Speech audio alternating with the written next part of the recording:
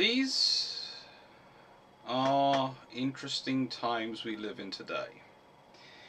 And the trouble is with touching anything about Russia at the moment and the Soviet Union is everyone automatically wants to discuss their perceptions of Russia today involved in it.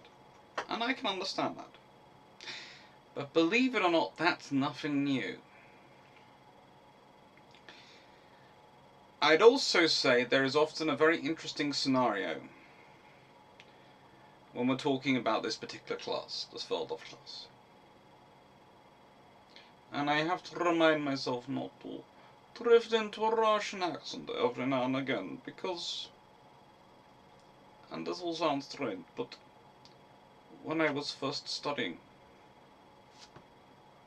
different nations at university, one of my lecturers, he felt that one of the tricks to get yourself into the right mindset for thinking from that other nation's perspective was to try and think in their accent. You can't all speak and learn their language. It is difficult. It is complicated. But to try the accent, to think it through. So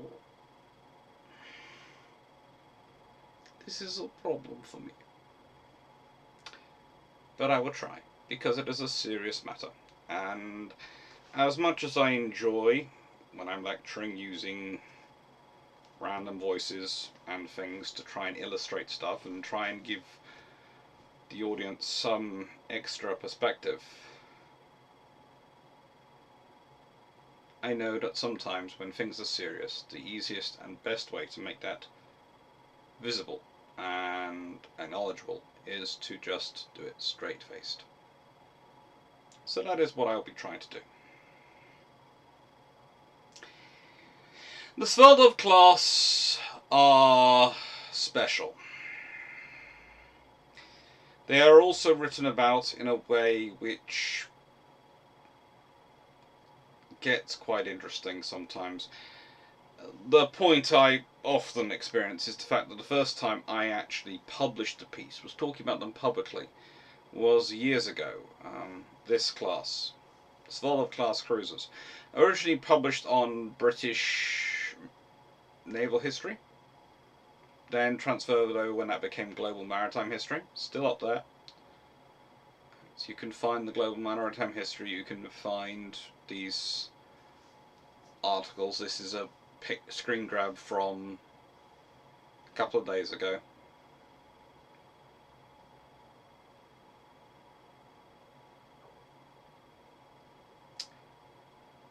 I have spent a lot of time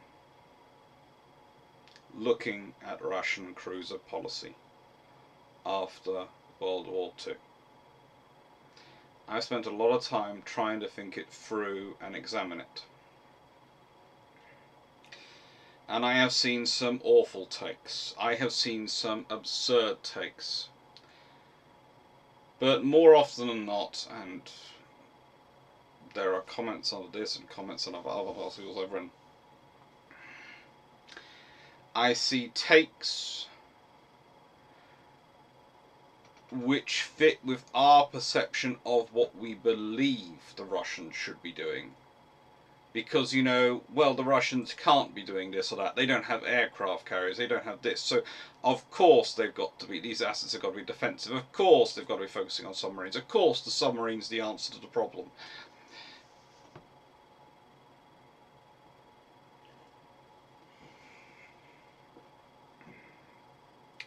The trouble is, the people who are saying that are not asking the right questions. The question shouldn't be, why do we think the Russians are doing this? The question is, why do the Russians think they're doing this? And I included it in this article, and that's why another reason I have the article up here. That is why it is there. And this is where I'm going to quote myself and the bit I've pictured. Although the Russian lack of aircraft carriers would make it hazardous for their cruisers to operate outside the range of shore-based fighter cover, the presumed long range of the Sverdlov class makes it possible for them to operate as ocean raiders, particularly if the Russians have reason to believe that Allied carriers will not be met. Now, this is an interesting point to make, and this quote I got from a very specific source. I got it from Admiralty 239533, written in 1960. It's a General Marks. What is that source? General Marks. What is it? Well, it's an interesting source.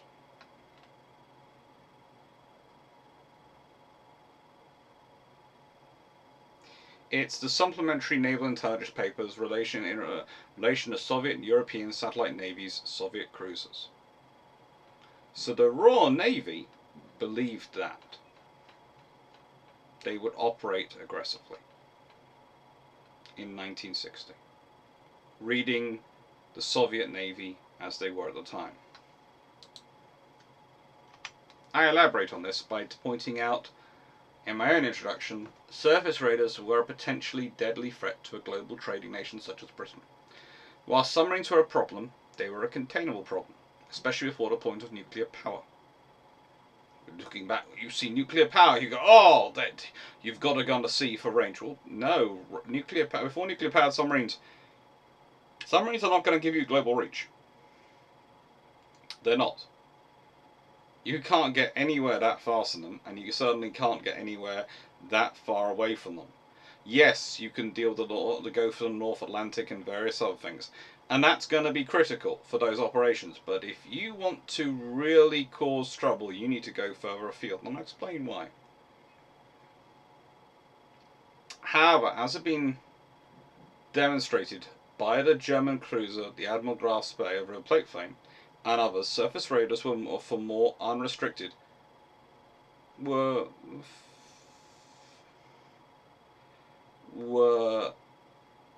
far more unrestricted.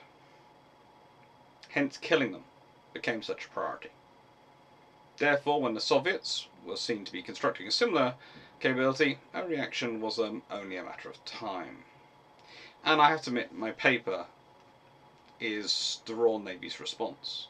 It's about the Royal Navy does. And again, it's kind of interesting because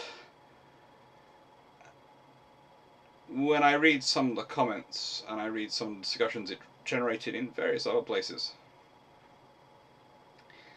there are a lot of people looking back at it and going, well, this is how history turned out, so this is how history was going to turn out, so this must be always the case.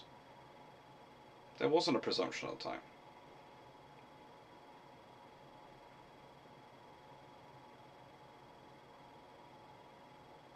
It's also a very interesting one where I saw someone writing, well, you know, that's why Britain kept Vanguard and King George V and how, I think they kept Anson, not King George V around, but you know, they kept all these vessels around to clobber Sverdlovs. Not really. There was certainly an attraction to doing that, but that wasn't necessarily the solution. And these are 6-inch cruisers we're talking about. So, do you really need a 15-inch gun battleship to hunt them down and kill them? Do you really? It will work. And there are others who say, well, you know, we had air power, we had aircraft carriers. Yes, but a number of aircraft carriers that you have in Western navies by 1953-54 is dramatically less than you had in 1946. Dramatically less. And that's the point.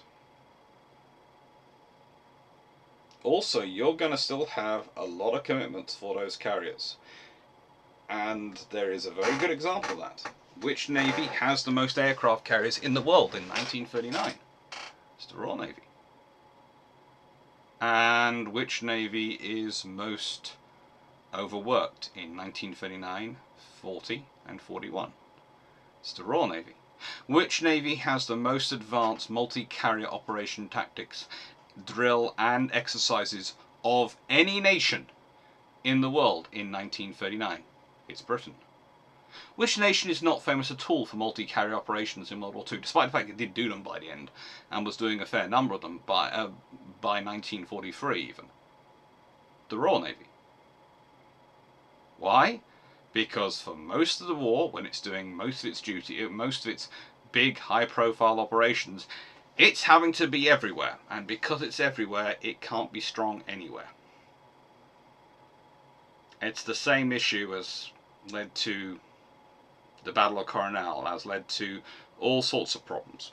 Led to the Battle of Denmark Straits being like it was.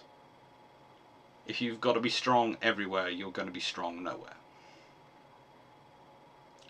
Soviet cruiser doctrine post-World War II was not a simple, straightforward thing. It was as much about shaping the peace as it was about fighting a war. Ships could do multiple tasks. Okay? So, yes, these ships might well be deployed in defensive postures if they're closer to home. And by defensive, I mean acting as task group leaders in areas where they're protecting the bastions and the various points which they are going to be based, and they are key security areas to try and prevent Allied air power or opposition air power, naval air power, from getting close enough to launch strikes on them, and opposition naval forces from being able to closely attack the coast and influence land engagements. But you also have to remember, these are built a long time before the ballistic missile submarines come into existence. And just because some of the later Soviet surface ship projects are all about protecting those bastions and protecting about those coasts, doesn't mean the earlier cruiser ones are. It really doesn't. Because they're not building cruisers to protect those bastions before they even have the ballistic missile subs. They've even thought of the ballistic missile subs that those bastions we built around. It just doesn't happen like that.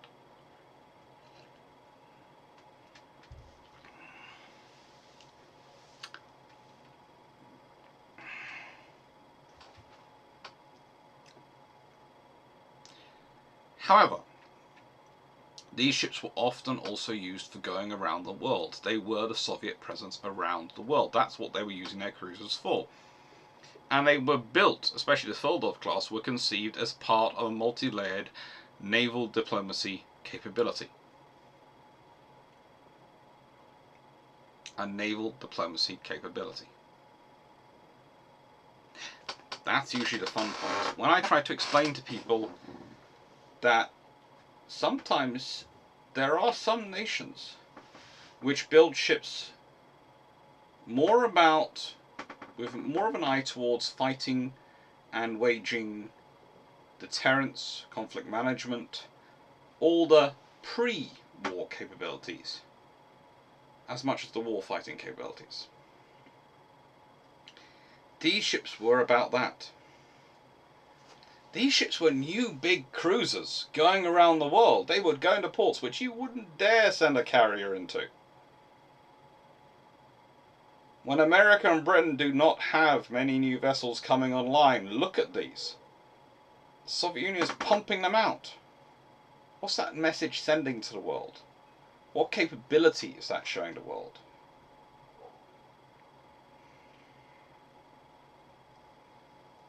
They are building ships which have about 4 different and overlapping but also contrasting mission sets. In peacetime, it's global presence, but it's also naval building, it's force building, it's providing a ships which can train up crew, can train up your forces in blue water operations. You haven't got many of those, you need to build them up.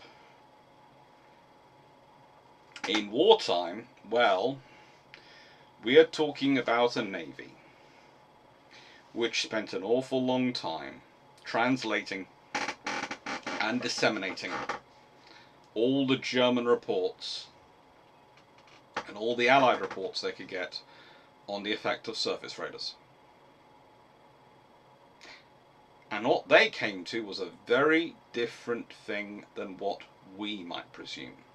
We would look at the cruise of the Grass Bay, look at the number of ships it sunk, and think, ends up getting killed. Doesn't sink that many ships. Maybe surface raiders aren't that effective. Soviet Union looked at the cruise of the Grass Bay and thought, took the attention of dozens of cruisers, dozens of destroyers, capital ships, carriers, fuel, resources, humans, all had to be focused on hunting down one ship.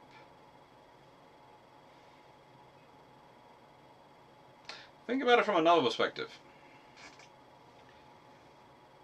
If we think that the decisive theatre of war in a Soviet, Allied, later NATO versus Warsaw engagement is going to be Europe, any assets which are not in the North Atlantic sustaining Europe or in Europe are a waste. But let's put this another way. If you're the Soviet Union and you do not need to send your troops and personnel to where they need to fight by long sea voyages, by convoy, but instead they're going by land, well,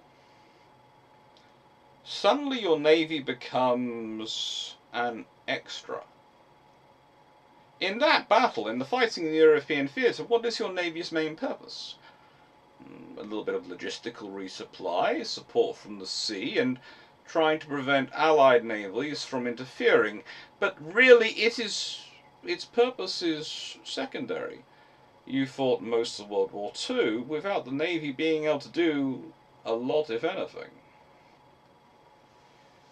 Although I'll be getting into what the Navy did get up to, and it's more than we might presume, but it's not considered critical to the land war.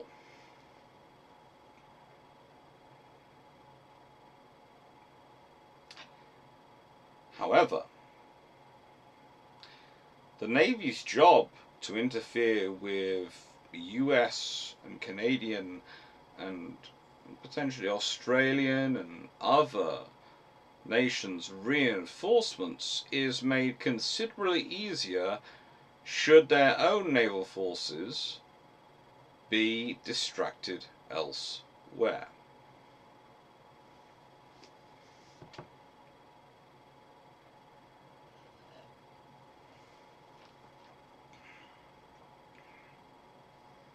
It doesn't take a lot of these vessels to cause a rather large distraction.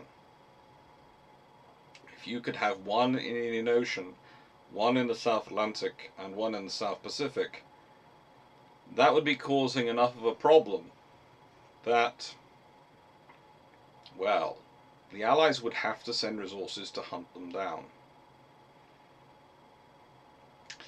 And what was the big problem for the Germans? Well, the big problem for the Germans was they had no allies. They had no one who would succor and support them.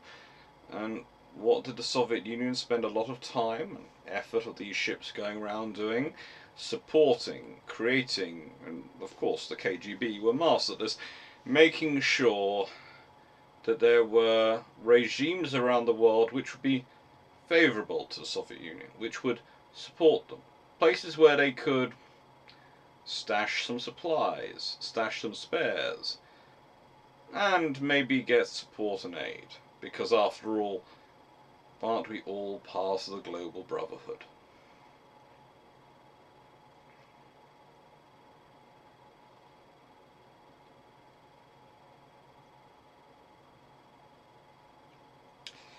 There There is a debate as to whether 30 or 25 of the Sverdlov were planned, because it depends whether you include the Chapayev class, which we discussed last time we looked at the Soviet cruisers, in the numbers. It's an interesting point, but I think is really rather moot. It's figures when you're ordering large number of ships are bonuses and would be very nice. But the fact is, they planned 30, they built 14, and as you can see here, they commenced construction on roughly 21. So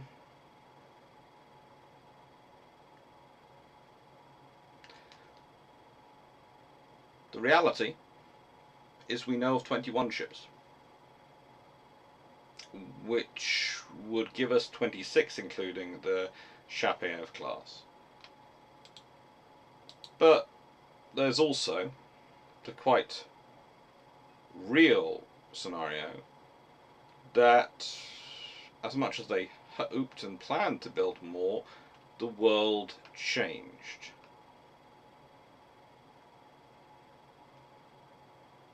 And there is a very real scenario that the world did change, because when these vessels are being completed in 1955, well, the Russians are getting close to issuing the specifications for what will become the Kaida class.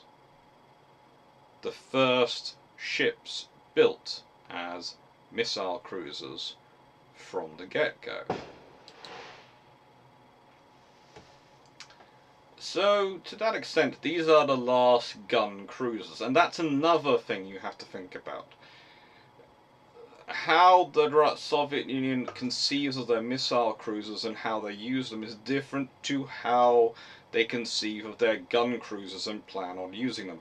This is what makes it so interesting to try and look at and analyze. And for people, when they're talking about these things, they say sort of things like Stalin was looking at these things as defensive, but no, he's looking at these ships. Cruisers are very low down his priority list. We have books like this excellent vessel by Jürgen Rohr and Mikhail Markanov, which, if you read through, makes the point that the cruisers are actually far down his list. They are far down his list. They really are. He is enamored with cruisers, yes, but it's not these he's so obsessed with. It's the battle cruisers. And that is the interesting thing. If the Stalingrad class battle cruisers and the aircraft carriers, which he seems to be pushing for, had been constructed, and the roughly 40 ships he seems to have wanted of this sort of level, whether of this class or a successor class as well, we do not really know, but of this level, they would have been major capabilities. Let's put it simply. This ship on its own is scary as a surface radar. Imagine 3 or 4 of these ships. A Stalingrad class battlecruiser and an aircraft carrier in a task group. Imagine the capabilities that force would represent. That's suddenly a major thing to stop. That's a battle group required to stop. And now have that operating from elsewhere in the world. Have that down in the South Atlantic, or in the Indian Ocean, or in the South Pacific. And suddenly, well, you can't say, yes, they have one carrier group. Well, what do you send to go in after it? This is in a world that is being dreamed of and being conceived of prior to the nuclear submarine. So the glib answer, oh, I'd send an SSN to hunt them down. I'm sure you would. But in the 1950s, an SSN is not on call for you yet. That is something which is coming, but it's not there. Well, if they've got a carrier battle group operating with that significant force, a battle cruiser, 3 or 4 of these,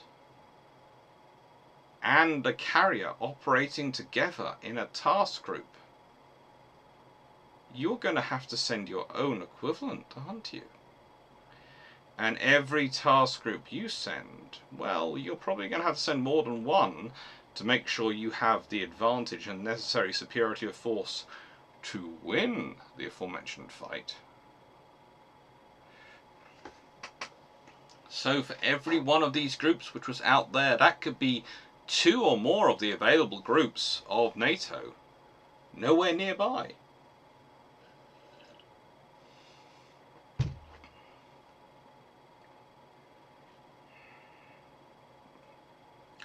And yes, you go, well, that's not perhaps a massive thing in the scheme of things, but that's still less force where you need it. Or alternatively, NATO ignores them. They take the hard choice. They abandon the Otranto, the Craddock option at Coronel. To get away, they abandon the Otranto.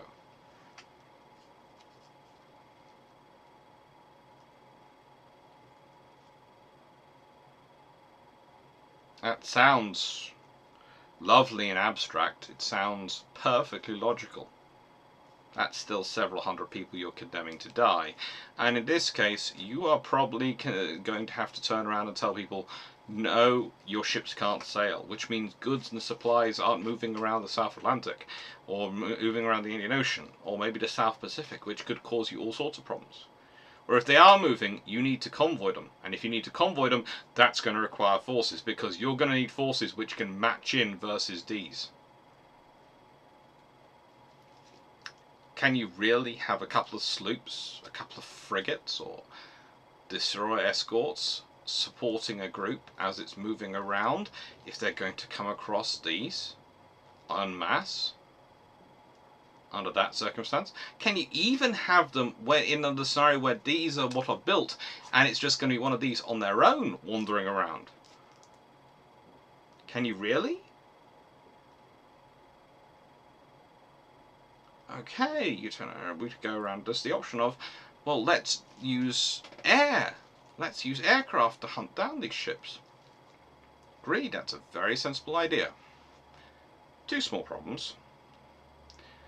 One, look at the vast number of aircraft the British needed to secure the North Atlantic. And the British, Americans and Canadians had to do to secure the North Atlantic. Look at all the air bases in order to provide proper air support for the North Atlantic. Now include the South Atlantic, the Indian Ocean, the Antarctic, South Pacific, and the North Pacific. The whole world, pretty much. And think about how many aircraft, how many air bases, how much resources that would be. And again, we can say this is early days of the space race, the sort of beginning. Yes, satellites are going to come. But we live in a world today where the idea is constantly fixed in your head that if you know where something is, if you've identified it, you can kill it. Well, that might be true today. It's arguable, but it's certainly, you can attack it. But in the 1950s, I know there's a ship there. Do you have anything in range? Not a sausage. Oh, and now it's behind cloud cover, so who knows where it could be going. And it's not as if these ships are slow. 18 knots for 9,000 nautical miles they can do. That's their cruising speed. 18 knots. That's decent. From 1950s, that's decent for today. Top speed 32.5 knots. There is a touch of the Italian in their design for that. This is something else which is often forgotten. That the Soviet Union doesn't just get their knowledge of ship construction from Germany or from espionage. They also get it from Italy, where they share a lot of information and espionage. They get it from watching Allied nations, from repairing Allied ships during World War II when they got into various Soviet harbours and needed repair after the Arctic convoys. They had the knowledge. Displacement, 13,600 tons, or 16,640 tons in full load. So that's 3,000 tons difference between standard and full load. 210 metres overall, or 205 metres at the waterline. 22 metres in beam and 6.9 metres in draft. Propulsion. 6 boilers supplying 2 shafts via individual geared steam turbines with 110,000 horsepower for a top speed of 32.5 knots. Complement 1,250. Armament 12 152mm, that's 6-inch, 57 caliber B38 guns in 4 triple Mark V BIS turrets. 1200mm, that's 3.9-inch, 56 cal, model 1934 guns in 6 SM51 twin turrets. 32 37mm AA guns in 16 VLM V11M twin mounts. And 10 533mm, that's 21-inch torpedo tubes in 2 PTA 5368 BIS quintuple mounts. This is all wrapped up in a 100mm belt. Sverdlov. 150mm conning tower. Waste of weight. 50mm deck. Turrets. So 175mm on the front, 65mm on the side, and 60mm on the rear. 75mm on the roof. Barbettes 130mm, and bulkheads between 100 and 120mm thick. It's armoured.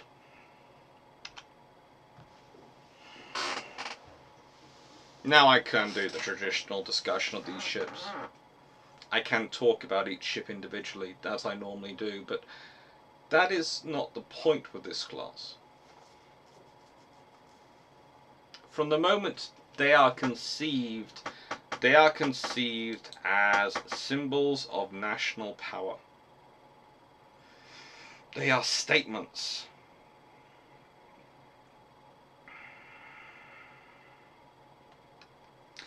And that is what they have to be considered as. When Queen Elizabeth II was coronated, she became Queen officially in 1953. Sverdlov visited UK.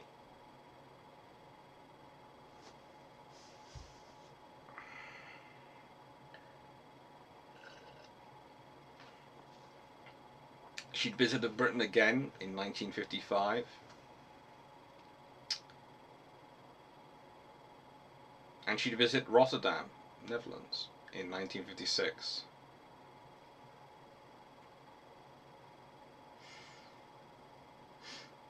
She was decommissioned in 1966 and given a major overhaul and then mothballed and laid up before being returned to service in 1972. She visited Gdynia in Poland, then Algeria, then Cherbourg in France, returned to Gdynia in 1975, 76 visited Rostock in East Germany before following another visit to France, Bordeaux this time in 1976. She goes in for overhaul again in 1977. Mothballed, docked for long-term storage. In 89 she's disarmed and decommissioned from the Soviet Navy. And in 1990 she's towed to Kronstadt.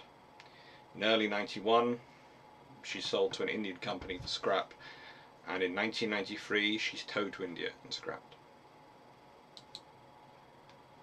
It's a very basic, straightforward career, isn't it, for a cruiser? And in many ways, it's the most traditional usage of a cruiser you have post-World War II. These ships are about presence, they're about image they create, not necessarily about actual military capabilities. When this turns up with its 12 stonking great big guns, it looks powerful and mean. You can point to a missile, but that just looks like a box. It's no missile until it comes out of the box, and you don't want to really take something out of the box just to show it to a politician and go, look, missile. But this thing turns up. Ooh, look at those guns. It's got guns bigger than my fist. Imagine getting hit by that gun. It's so big. And the barrels are so long. I can stretch my arm down in it and it's nowhere near the end.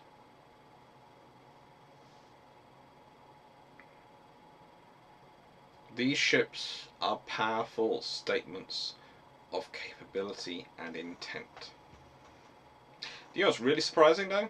Despite the fact that they were the focus of so much attention, that they were, and I kid you not, were probably some of the most photographed assets wandering around the world in the 1950s.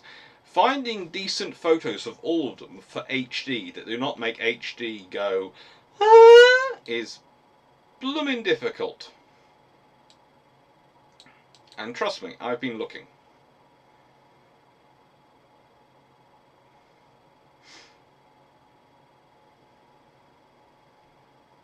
But this shows some of the photos available. Look at these ships. This is the Sverdlov. Look at that outline. It's poetry. They are beautifully well designed. You know, the Soviets, they start off with building an industry from scratch. They go for a world war. Yes, they have issues, but look at what they managed to build. This is what I point to whenever anyone says, no, they couldn't have built battle cruisers. If they'd wanted to, and if Stalin had lived long enough, they probably would have. They could have built them. This is a picture taken on the 18th of June, 1982.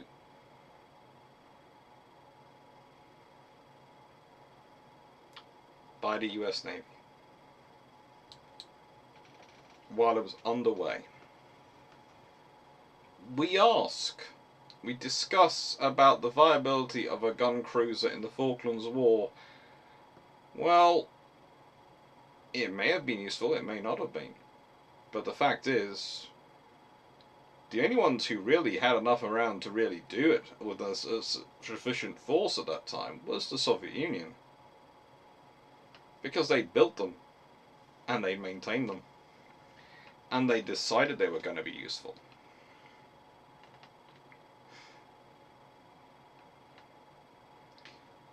They decided they had to be useful. Now, she was converted into a command ship later in her career. She did this by losing one of her triple turrets, one of the 6.6-inch turrets. She pretty much kept everything else. Literally, that's what I did to convert her. They took away the turret and they fitted some extra facilities.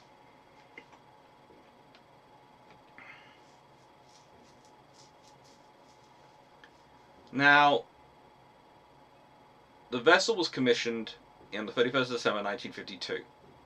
In January 1953, she had the Soviet naval flag raised aboard her when she became part of the 8th Task Force of the KBF. Her home port was Tallinn.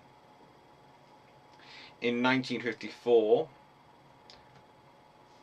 on the anniversary of the raising of the naval flag, Kuznetsov, the Commander-in-Chief of the Soviet Navy,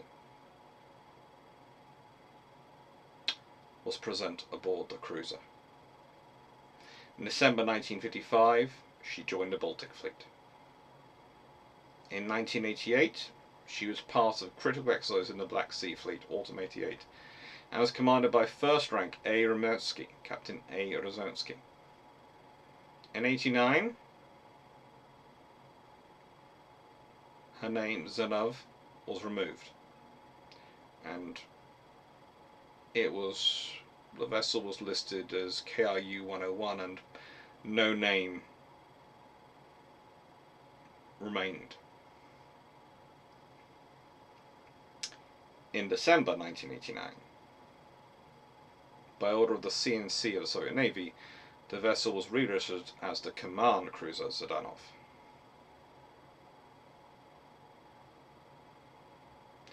In 1990, she's disarmed and transferred for dismantling and sale. In 1991, the cruiser's crew were disbanded.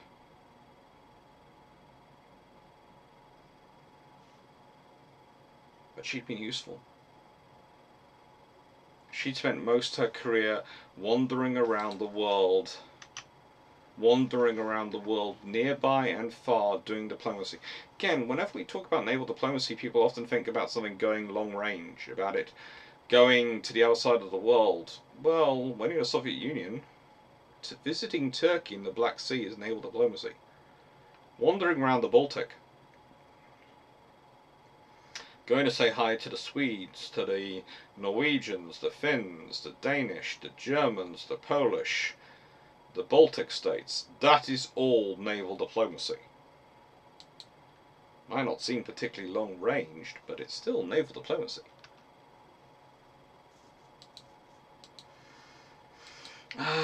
Ushakov. Admiral Ushakov.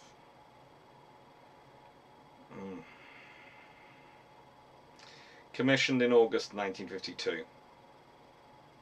She was another one who entered with the 8th Navy. In 1954, she visited Stockholm in Sweden. She won the prize of the Commander-in-Chief in 1955 for artillery shooting. Yes, she won the shooting prize. And in December 1955, she was transferred to the DKBF. Always fun. Now, if you haven't guessed it, DKBF is the Baltic Fleet. I can't remember if I included that in earlier videos. I think I did discuss that in earlier Russian cruiser videos, so which is why I haven't sort of been explaining it now, but it is there.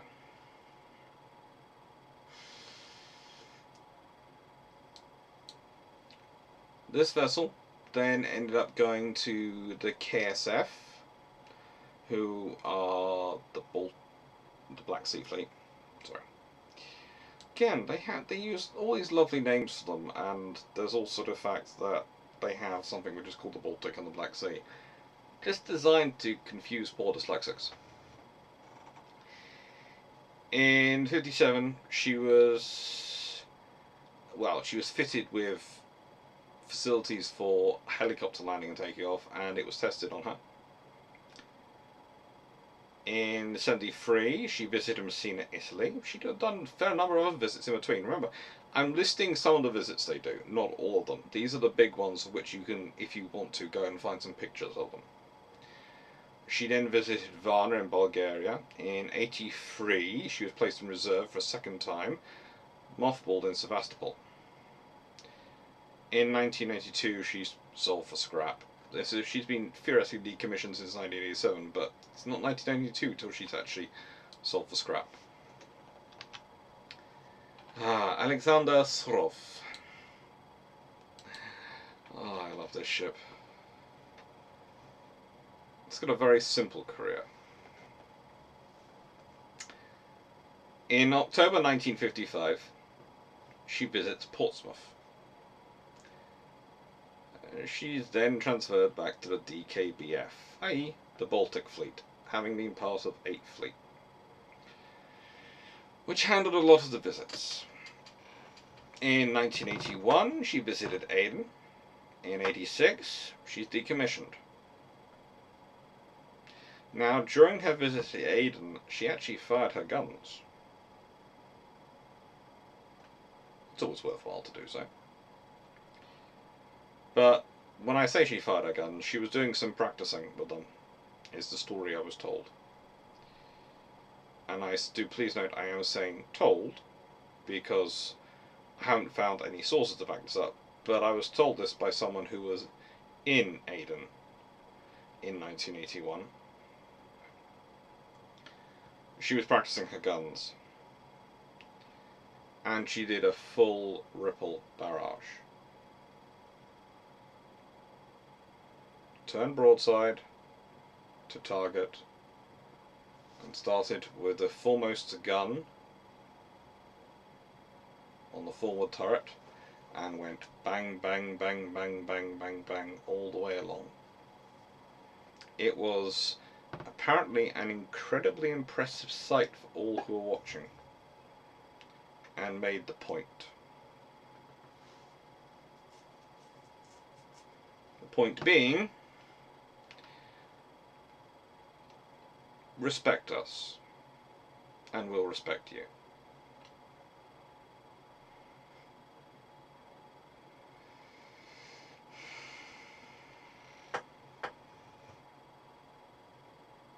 All these ships seem to go through a tremendous number of pennant numbers in their career. She starts off in 1954 being number 53. Then she goes to number 20. 1956, we know she's number 45. And then number 632. 1969, she's 834, so we know when that photo is taken place. But then she goes to 140, then 831, then 1980, she's now 016. By 1982, she's 033. By 1984, always a good book, she's 015. 86, 035.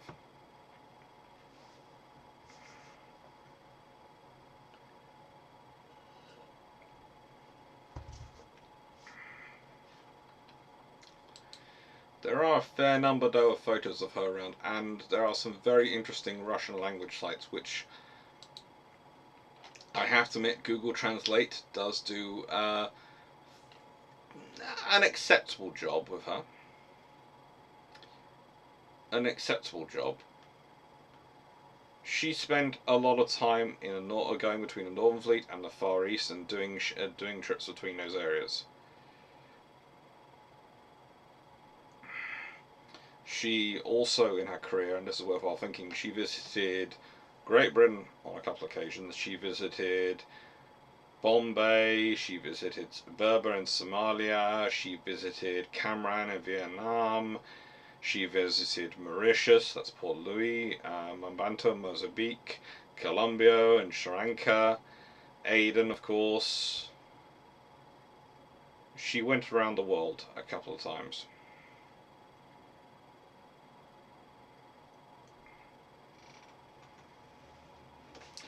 Please note, the Russians also did learn a lot from the Germans in that these ships also had pipe wire protection of 50mm.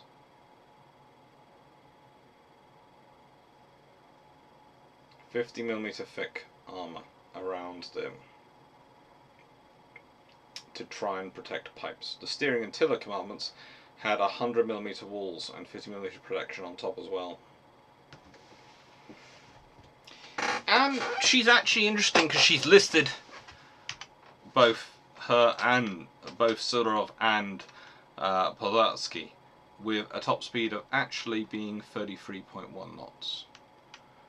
There's a debate as to whether both of these ships, I think it links them together, were actually able to go roughly 0.6 knots faster than they were supposed to. Now, Polarsky. A good ship, a ship with another interesting career. She spent a lot of time visiting Shanghai and spending a lot of time in the Far East. She started off her career, though, strange enough, in the Northern Fleet. She was commissioned to the Northern Fleet in December 1954.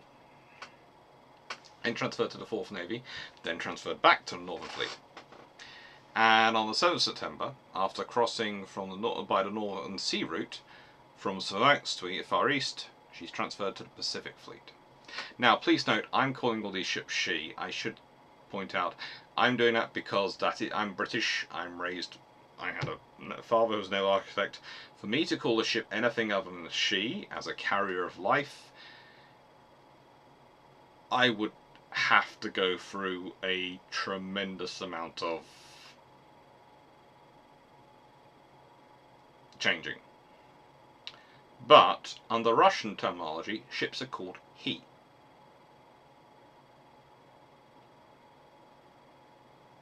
Just what I posted up there before someone puts something and goes, it's a Russian ship, therefore you call it he. Yes, you do. But I'm British. And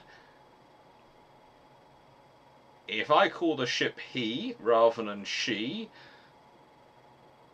doesn't matter what its name, it gets called she. My father, let alone half my grandparents, and a goodly chunk of my great-grandparents, would probably be spinning in their graves with sufficient velocity to power a global grid, let alone the national grid.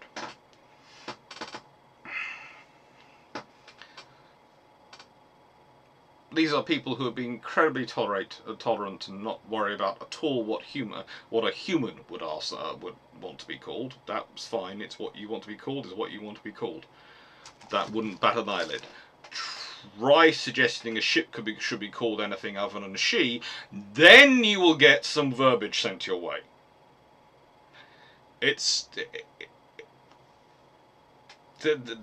is the strangeness in my family. I come by my love of ships and naval history. Honestly, we care more about the ships probably than... basically, it goes dogs, ships, oh, humanity. And depending on the ship, they can interplay between certain dogs. Sorry, it's my family. How I was raised. She'd visited Shanghai in 1956. In 1964, taking cadet, she completed a cruise around the Sea of Japan, the East China Sea, the South China Sea, the Philippine Sea, and returned to Vladivostok through the Sangha Strait. This was, of course, both a show of strength and presence in those areas, and also a great training operation for the personnel aboard. In 1968, she visited Madras and then went on to Bombay. And she also went and visited Mogadishu, then Qasr in Iraq, then Karachi, and then Bandar Abbas, and then Aden, and then returned to Colombo. This vessel is very much, hello, we're here, we're the Soviet Union, we are making friends, we are also here. And remember, again, these ships being around the world, what does that mean for the Allied powers? What does NATO have to do when these ships are wandering around the world? They have to keep track of them, because if they don't know where they are, they're going to get into trouble. Now, before we jump onto Lionel Crabb and the particular history of that particular vessel, we're going to talk about some more things about her. This one, about Dmitry Pulaski. In 1970, from November 10th of November 1974 to 10th of June 1975, she was on duty in the Indian Ocean, spending, that's roughly 8 months out there. Primarily, she was tracking the USS Constellation, the aircraft carrier and its battle group, on visiting Madras, Mogadishu, Aden and Port Louis. Again. And again, that's another thing. This ship is big enough that... I can't really push it out of the way. I can't really accelerate and keep away from it. It can track me. And yes, it'll get sunk. But it'll also be gathering a lot of information while it's keeping close to me.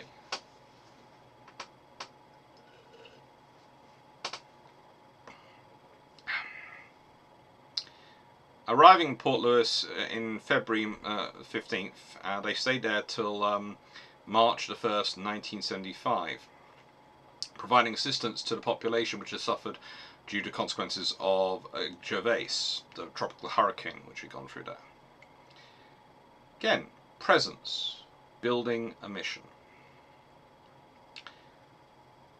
Then they did another cadet cruise in 1977, going around Japan through the Korean Strait, then calling to Sovetski again and back to Vladivostok through the fourth Kuril Strait and through Le Perron Strait. It's not. And 1990 when she is sold to a private Indian firm for scrap from India. A good ship. Right then, so now Ordenski's, or rather what became the Indonesian cruiser the Irian, has a rather interesting story attached to it. And instead of putting another picture of Sverdlov class up there, I thought I would put up this interesting story. Because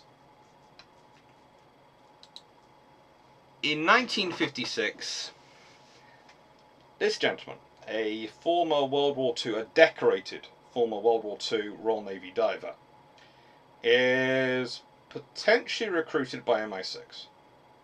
And why do I say potentially recruited by MI6? Because there are lots of organisations wandering around,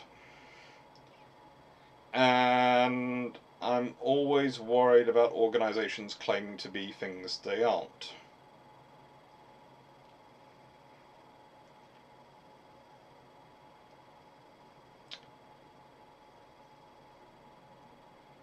Now, in 1956,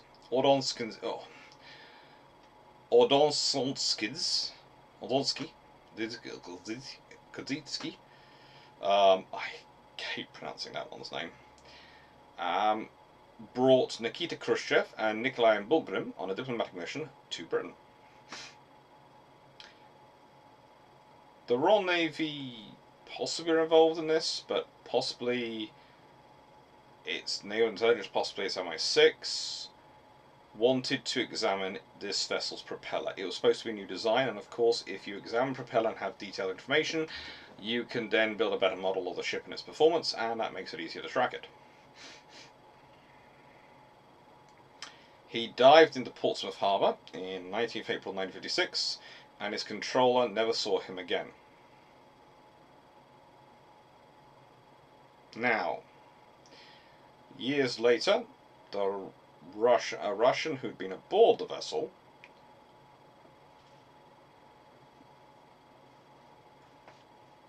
claimed that the ships had been tipped off about the British operation, and that he had dived into the dark and dirty waters beneath the ship, hunted down crab, and slit his air nose and his throat with a knife.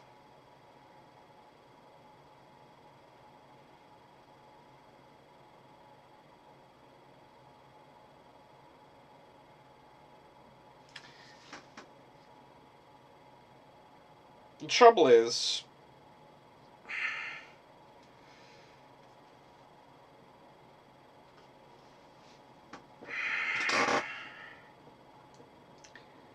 there are problems with this. It's quite possible, and MI6, it does seem, are involved in the cover-up after it. And the Admiralty did officially announce that Crabbe had vanished when he'd taken part in trials of a secret underwater apparatus in Stokes Bay on Solent. The Soviets announced that their crew had seen a frogman near the cruiser on the 19th of April. And various points are made about, the Soviets making official notes to Britain about what they described as shameful espionage. The Foreign Office were responding with, Commander Crabbe carried out frogman tests and, as is assumed, lost his life during his tests. His presence in the vicinity of destroyers occurred without any permission whatsoever, and Her Majesty's government expressed their regret at the incident. British newspapers speculated that Crabbe had been captured and taken to the Soviet Union. Anthony Even, Prime Minister at the time, disapproved of the fact, had operated without his consent in the UK because that was supposed to be done by MI5, so there was issues. He didn't force son Clare to resign, though, as a result of that incident. He had decided to replace St. Clair, who was the Director General of MI6 was John Sinclair, with the MI5's Director General, Richard White, before the incident. Mainly because he didn't have faith in him. He felt he was a bit too much of a cowboy. Trouble is, cowboys are incredibly useful as long as they win. If they don't win, and if things go wrong, then they become problematic. But you need them. A body was found 14 months later. It was a body in a diving suit. It was found without head and hands, making it very difficult to identify with the currently available technology at that time.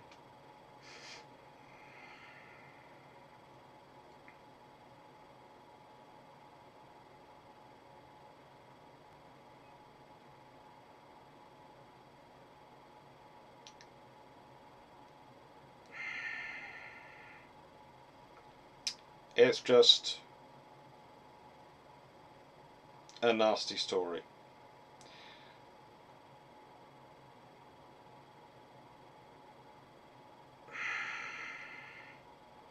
Sidney Knowles, who was requested to identify the body shortly after its discovery, described the body as being clad in a faded green rubber frogman suit of a type issued to Royal Navy divers and the remains of a white sweater.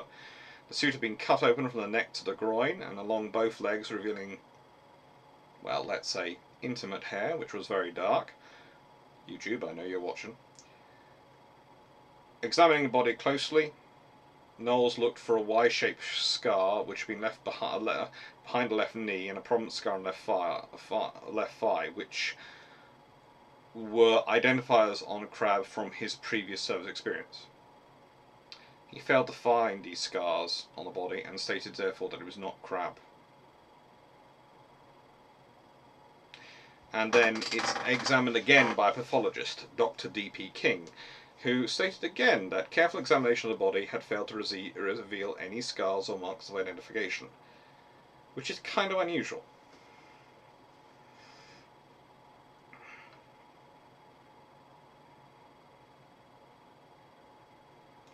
As such,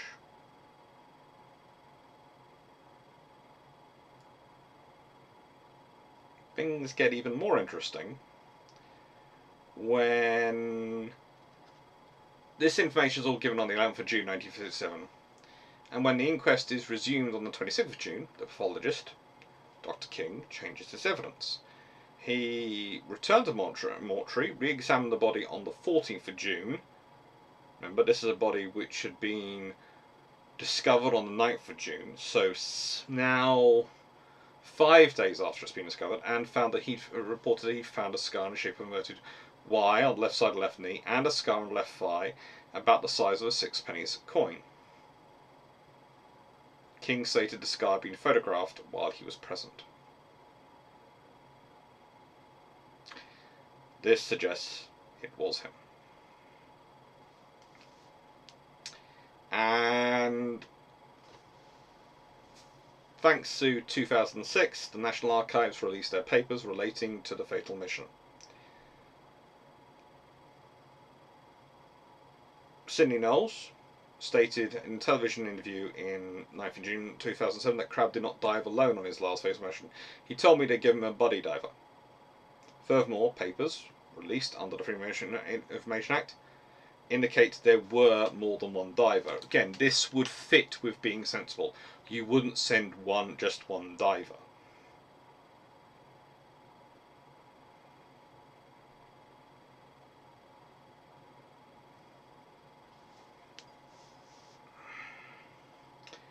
And in 1967, there was a skull found on a body on another beach, which was thought to be Crabbe's.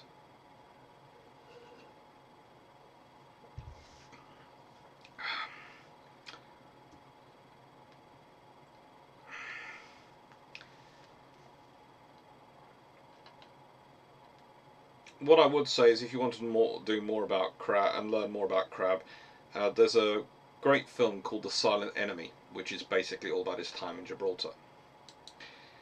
I would add, and this is important to remember, this was probably a multi-person operation. It was in dark water, and it was done under clandestine efforts. I would have been surprised if A, there was just one buddy. Yes, you're doing this discreetly, but you probably want a couple of teams, a couple of pairs to be going in. Maybe you do one pair to try and maximise the discreetness, but it's interesting if that's your approach.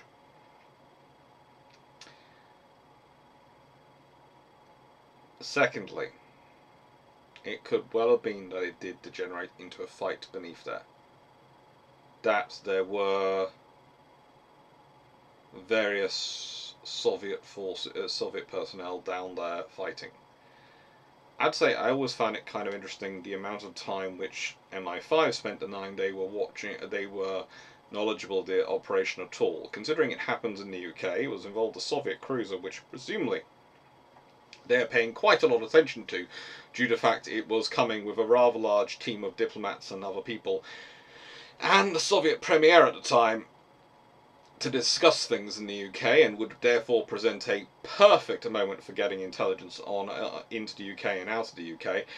I wouldn't have been surprised if MI5 were paying incredibly close attention to what was going on. So yeah, it's one of those instances where, frankly, we might learn more as time goes on, but it's unlikely. And honestly, for my taste, there is now far too much mud in the water. Far too many theories and far too many people spreading theories based on their own perceptions of information to really work out what happened.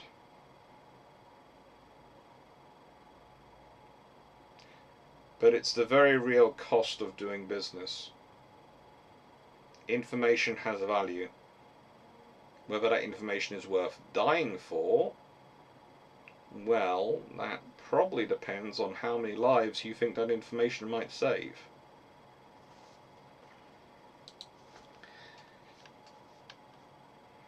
To quote Spock, the needs of the many outweigh the needs of the one.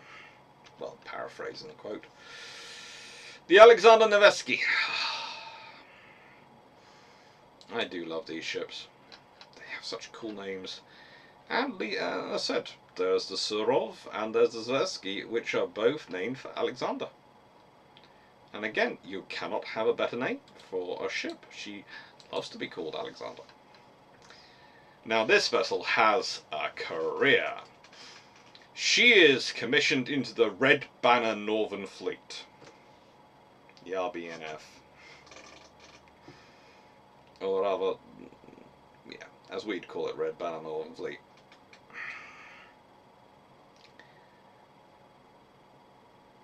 In May 1953, she moved to Leningrad and took part in festivities to honour the 250th anniversary of the city. This is important to Russia. Remember, this is a nation which only very recently decided that it was going to, well, cut a few thousand years off a city's age because it kind of didn't fit with their overall theory.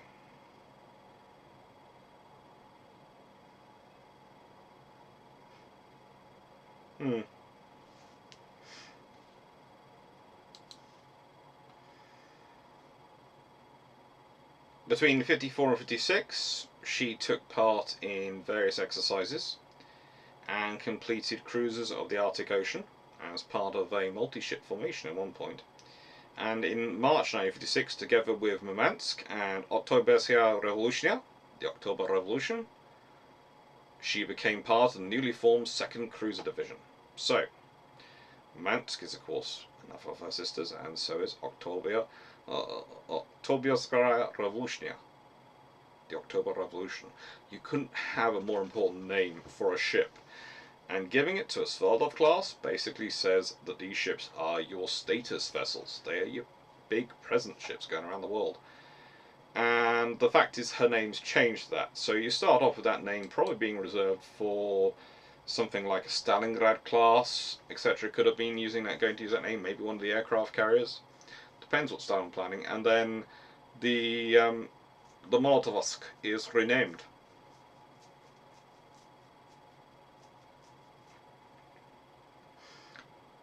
During her early career. For the sole reason of, we need something of that status wandering around. That's an important name for the Soviet Navy. In 1957, she's sent back to the Baltic Sea, where she took part in the Day of the Navy, the Navy Day. And in the autumn, she returned to Leningrad again to have scheduled repairs and modernization.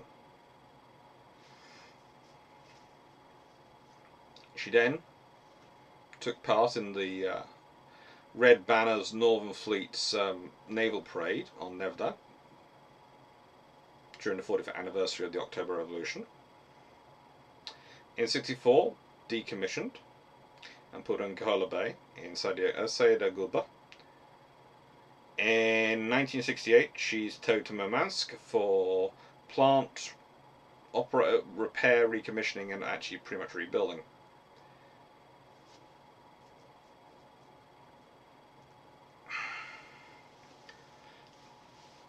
In 1988, she took part in the film Operation Wunderland, based on what the Admiral Scheer, well, she was given the name of the Admiral Steiner, based on the Admiral Scheer, had been doing at the time. In '89, she's disarmed, decommissioned from the Navy, but it's not till 1990 that the crew are removed. And by late autumn, basically, probably as late as October, just 6 officers remain. And then she's towed around the southern coast of Africa to India and is broken up on Allen Beach near Bombay. She has a career. She certainly has a presence. The Alexander Nevsky. The Admiral Lazarev. And when you look at this line, you really can look at it and go, where have I seen a ship which looks like this before? Go and look at my Condottieri videos. Condottieri. You'll see that there are certain lines which look very similar to certain Italian light cruisers.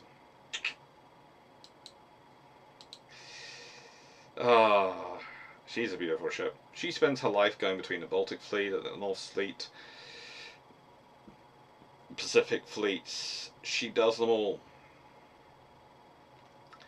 And she does all sorts of random things as well in between. She's always wandering around. She's always being used to really emphasize cruiser capabilities in the Soviet Navy.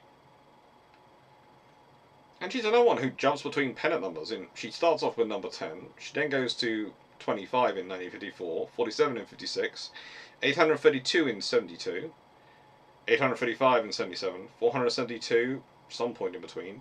She's back to 039 in 1983, and in 1986 she's 024. She has a career and a half, that girl. The Zensky. Good ship. Now, by the end of 1955, she's a member of the Red Banner Black Sea Fleet, and on the basis of a pre-design study, the Bureau decided the optimal option, the placement of M2 anti-aircraft missile system launcher, by removing the main caliber rear tower. So if you look at there, you can see the third turret has been removed and replaced with a missile system. And they replaced everything and rearranged it so that it would take these missiles. They did stability and various other calculations. Translation from Russian is the unsinkability calculations.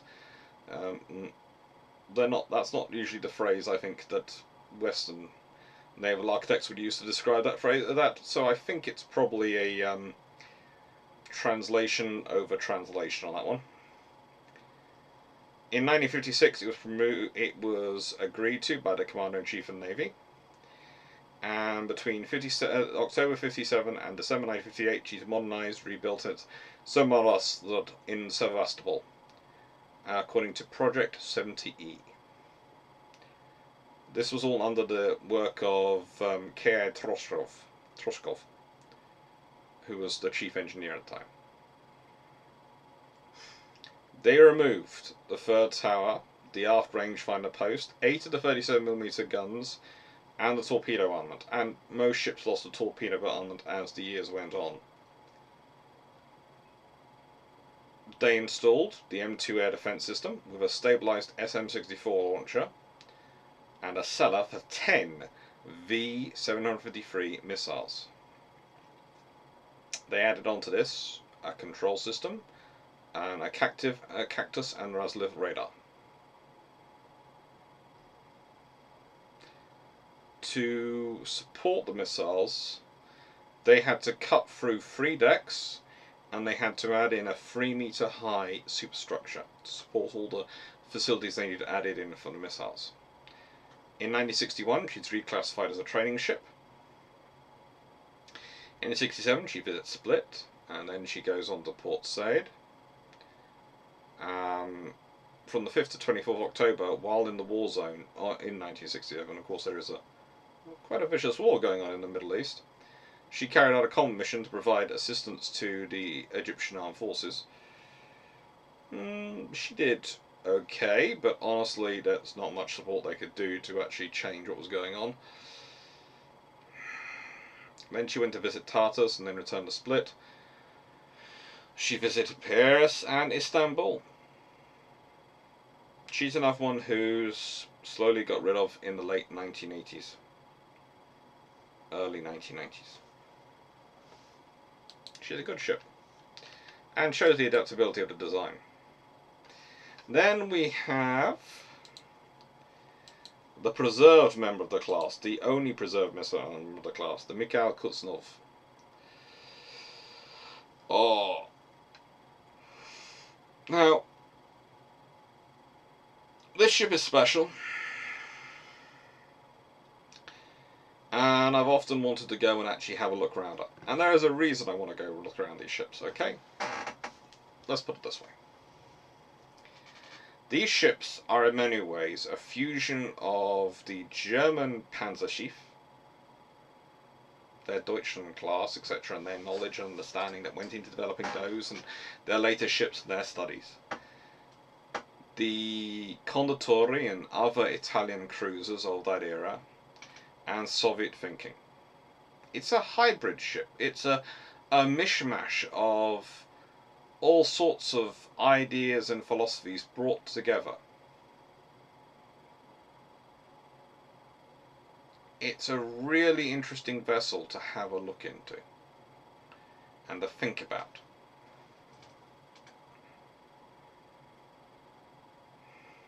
I doubt under the current governance I would be allowed that close. This is not presuming any power or status on my part. This is just presuming that, well, I've said enough about the Russian Navy and the current issues they suffer that I think there's probably a few people who would just not like it. But no. Someday perhaps I will get to go and have a look around her. She would be a beautiful ship to go and see. Ah, yes. Moltovsk. Later, the Oktyabrskaya Revolution. Now, she is commissioned in 1953 as the Moltovsk. In 1956, she visits Oslo, and then she goes to Gothenburg. And in 1957, she's renamed the Oktyabrskaya Revolution. Then she goes to visit Bergen in 58, and then Copenhagen, also in 58. In 60, she's transferred to the Baltic Fleet. Then she's decommissioned in 61, mothballed and put on stasis in Kronstadt. Then she's reactivated in 66. She goes to visit Port Said. She's then modernised in Kronstadt according to Project 68A. Not 70E with the missile, 68A. Then she goes and visits Cherbourg. In 1970 and 1972, she does all sorts of operations to try and assist the Syrian armed forces. And in between this, she actually manages to visit Copenhagen. In 78, she visits Gdynia and Rostock. Again in 79, she visits Rostock. In 1980, she visits Gdynia. 1982, Rostock. She just keeps wandering around. That's what these ships do. They wander around. They provide presence not only abroad but also in Russia. They are a status unit, and they go around. They're impressive-looking ships. Again, remember what I said. Missiles are great. They're wonderfully capable things. But they sit in boxes. For some reason, guns on turrets looking around have more of a visual impact. We all know, who study this, that you've got to be very scared of the missiles. The fact that we might run out of missiles and then be dependent upon guns again, we'll leave to one side. That's a reality of dealing with conflict. The reality of this is those missiles are far more dangerous to a modern perspective. But still, there's something in here, when you see the guns, that makes you think powerful ship. And that has an impact. And that's what the Soviets were going for. Really, that's what they were going for. Keep pressing in, and eventually move. Yay, Murmansk!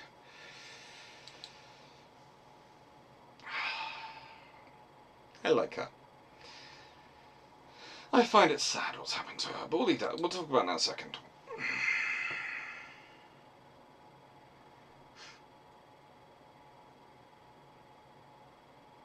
She is enough one who has an interesting career, wandering around and doing all sorts of things.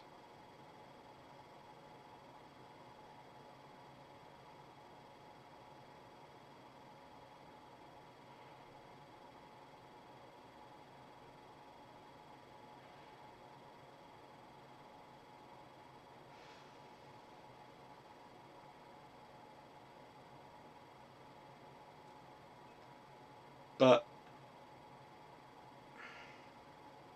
and I know I'm not supposed to have silence and dead time in this, what Murmansk really represents, realistically, if we go back right to the beginning, is she's the last of the class to be built, to be commissioned. She's laid down in 1953, so she's the...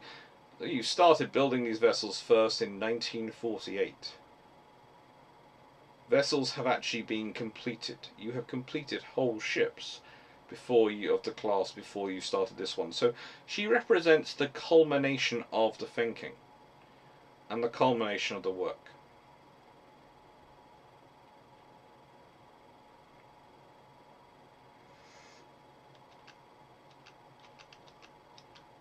And as such, she's in many ways the ultimate Sverdlov.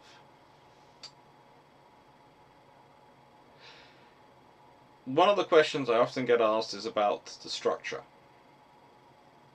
Why? Why do they have it structured such? Why do you have this sort of hull line that suddenly goes up in the middle and then goes long? There are a few options for that. One, it's a good way of strengthening the centre of your ship. Secondly, you could have potentially put another 100mm gun up there, potentially, and that would have given you more fire, a wider arc of firepower. But no, they stuck 37mm up there, and other systems.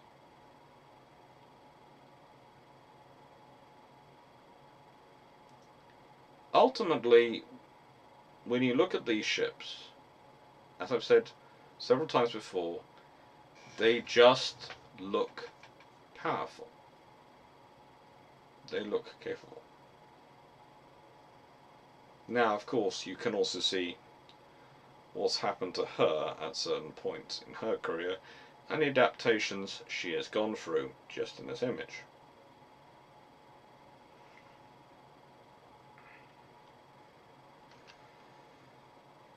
The summary of the class.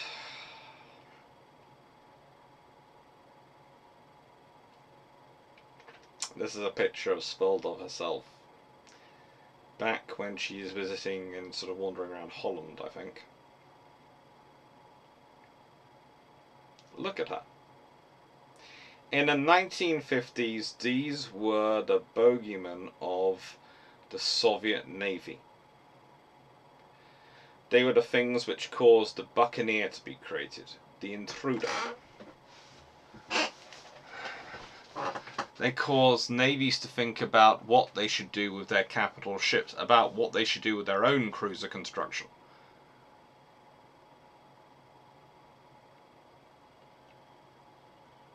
They caused fierce wrestles and fighting in treasuries, because these ships had the capability. They could cause so much trouble around the world. And yes, you can say, do I need to do that? Do I need to worry about that? Can I ignore that? Well, you can. But the longer you ignore it, the more problems you create for yourself. There is this great scene, and it's a very underrated scene in my mind. A very underrated scene. But it's one of the few episodes of Game of Thrones I've actually watched, where the king, the one who dies in the first series, is talking with his wife, the person who probably kills him, about war. And they're talking about the threat of a claimant to the throne returning with the backing of the Dothraki horde. Now, the Dothraki are analogous with the Huns. That's what their sort of skills are you're talking about. And how they are powerful horse warriors. Skilled. And she's saying, well, they don't have siege equipment, we can just sit in our castles and we'll be fine. That's true, but how long will the people of the kingdom support you if you hide up in your castle instead of fighting the Dothraki on the field, and they're going around destroying your kingdom?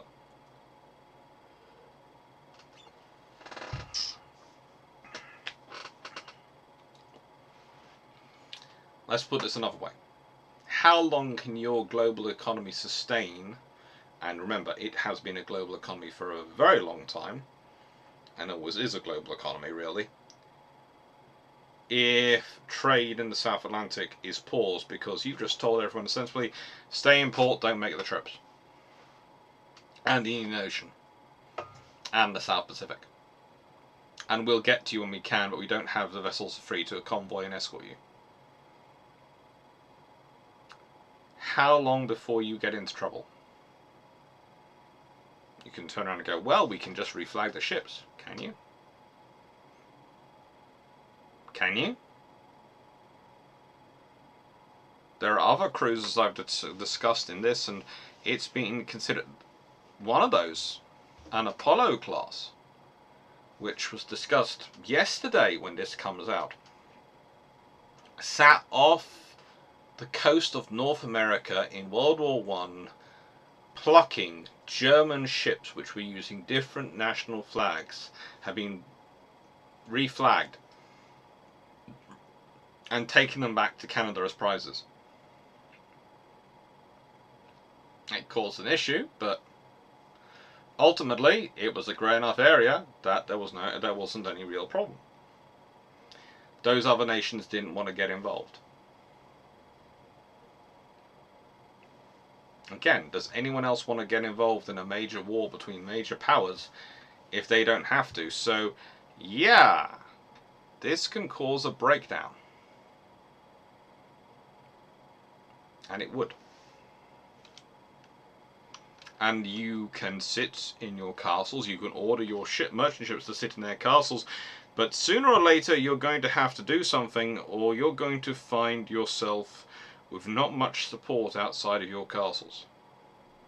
And even inside of your castles, things are not going to look good.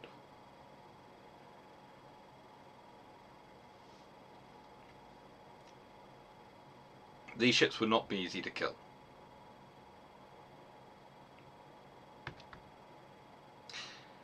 We can just thank our lucky stars the Soviets do not build the full fleet, because that would have made it really problematic.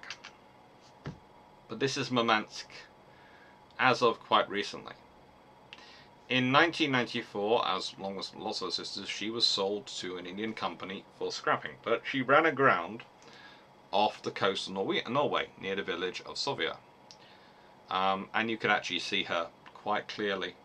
You can go and get good pictures from her. There was a walking route not that far away, and really she hadn't been disarmed as much as you think she probably should have been.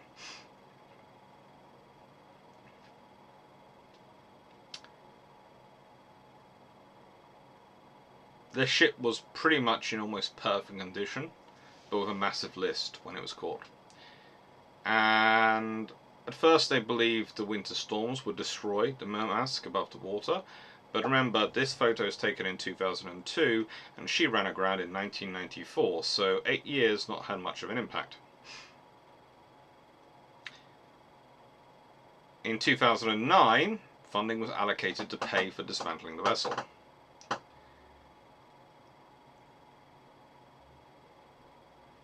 It was then decided there was no possibility of towing it, and AFDCOM, the largest demolition contractor in Scandinavia, I do love the way they mention that, largest demolition contractor in Scandinavia at the time, constructed a breakwater and cofferdam around Murmansk so it could access the ship from land and demolish it where it rested.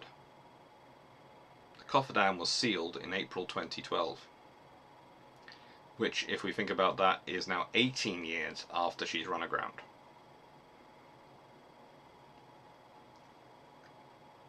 It took till mid-May for the dock to be empty of water and for the demolition of the cruiser to begin, and the project was completed in 2013. Interestingly enough, despite it not being a nuclear cruiser,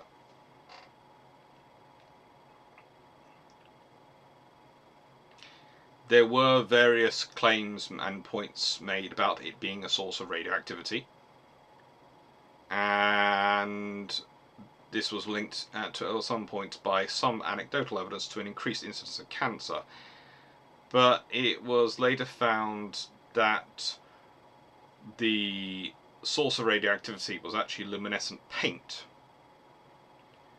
which contained isotopes so small that it was theoretically of no biological impact as we currently understand it. However, then people realised, hang on, the radioactive luminescent paint might not be the thing that's causing these issues, as these ships also contained fuel, PCB, asbestos, and other toxic substances, which were actually far worse. So yes, people got distracted by the radioactivity and forgot that other stuff is aboard the ship which is far, far worse. But still, it's a sad way for such a proud ship to go, and it's sad that there's only one remaining, and I can't go see it. Ah well, hopefully Australia next year. Got plans to announce about that soon. Anyway, what we've got coming up, we have the Aerofuso class next week. They're going to be cool. And the rest of this week we've got more 19th century cruisers.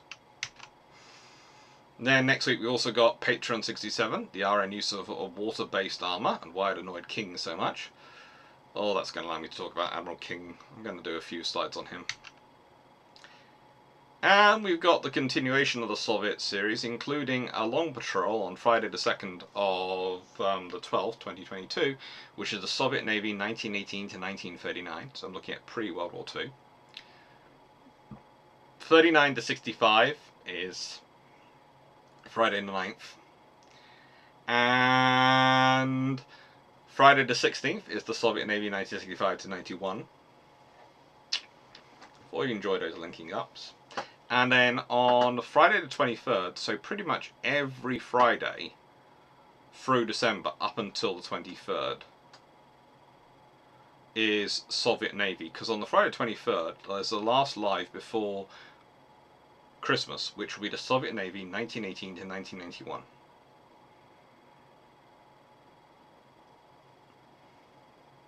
I have a feeling that could be a very long live. And then 30th of Friday, it's going to Friday the 30th, it's going to be US nuclear powered cruisers, just because I felt like giving you one Friday in December without the Soviets. So we're talking about what the Soviets had an impact on the Americans. Anyway, thank you very much for watching. Hope you enjoyed. I have been mentioning in these videos. I've got two things to talk about. I've got a question, and I'm going to change my slide before I get into this question. And I'm going to make a little sort of announcement in that, again, if you've been watching videos lately, you'll notice I am mentioning the fact that the annual, and I have got them to promise, I think that this will be the last year, as last year, hopefully. But I think that is to an extent dependent upon, well, let's put it this way, if Mum wins, it'll be the last year, because she won't make a return bet.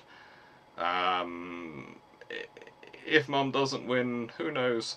But if you do like the channel, and you do support the channel, I'm not actually going to say that. No, liking the channel is good. Supporting the channel, you're all supporting the channel just by watching, as far as I'm concerned. Everything else you do is absolute gravy. But if you could please, my mum and aunt, have a bet over whether or not I can get to 10,000 subscribers by Christmas. They've had the same bet last year. I think they had the bet the previous year before that. They've had bets about numbers every year. Okay? And it's what my family does. So please don't read anything bad into it, anything nasty into it.